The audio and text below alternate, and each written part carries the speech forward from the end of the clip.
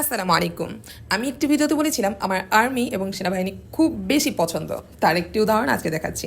দেখেন, আন্ডারপাস বাংলাদেশের সবচেয়ে বড় এবং সবচেয়ে সুন্দর একটি আন্ডারপাস হচ্ছে সুরসপ্তক আন্ডারপাস। আর সুরসপ্তক আন্ডারপাস নির্মাণের পূর্বে এখানে কোনো পথযাত্রী সেতু ছিল না।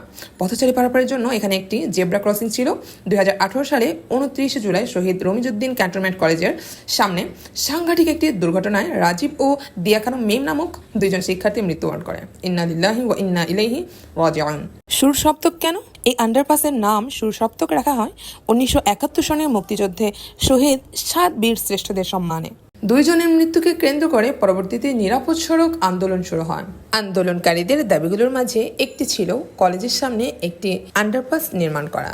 আর যে কথা সেই কাজ, সুরসপ্তক আন্ডারপাস নির্মাণ শুরু হয়ে গেল আর দায়িত্বটা পড়ে গেল বাংলাদেশ সেনাবাহিনী 24 ইঞ্জিনিয়ার ব্রিগেডের কাছে। আপনারা আমাদের কাছে কাঁচা সবজি এনে দেন, আমরা সেটাকে মজা সুস্বাদু খাবারে পরিণত করে দিই। সো সেনাবাহিনীর উপর যখন কোনো কাজের একটা চাপ পড়ে তখন সেটা সর্বোচ্চ ভালোটাই করে দেয়। চারদিকে ফুল আর দেয়ারিকার ছড়াছড়ি, আর তার সাথে সাথে বয়স্ক এবং প্রতিবন্ধীদের জন্য লিফট এবং এসকেলেটর সিঁড়ির ব্যবস্থা করা আছে। মাশাআল্লাহ। সিএমএস থেকে আমার বোনের বাসা কাছে হওয়াতে একাধিকবার এই আন্ডারপাসটিতে আমার যাওয়া আসা হয়ে গেছে। আলহামদুলিল্লাহ, এটা অনেক সুন্দর। সবচেয়ে বড় কথা হচ্ছে আর কোনো পথযাত্রী যেন এরকম মর্মান্তিক দুর্ঘটনার শিকার না হয়। আল্লাহ তাআলা আমাদের সবাইকে সুস্থ রাখুক, ভালো থাকুন। আসসালামু আলাইকুম।